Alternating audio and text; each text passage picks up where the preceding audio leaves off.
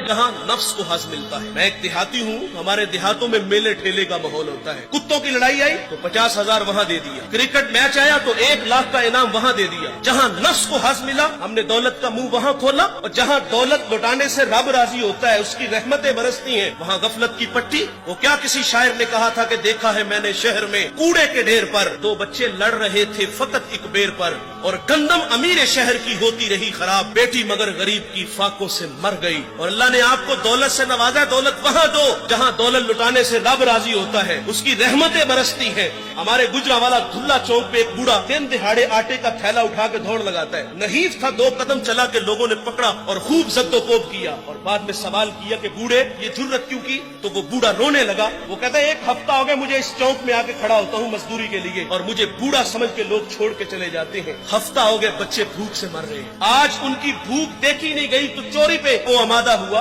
اور دولت جہاں لٹاؤ۔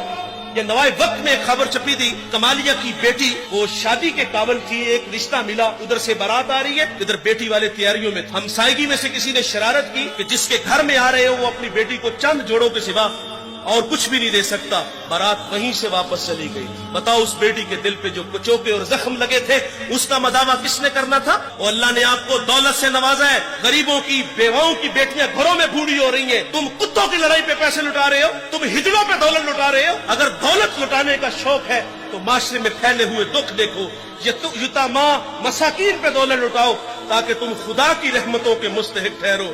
لیکن دولت وہاں دی جہاں نفس کو حظ ملا۔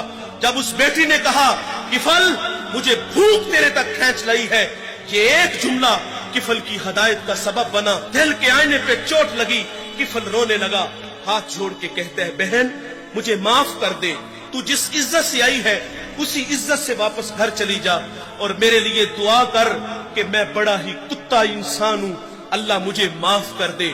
وہ بیٹی گھر چلی گئی اور ادھر تقدیر کا قلم چل گیا، اسی رات کفل کو موت آ گئی۔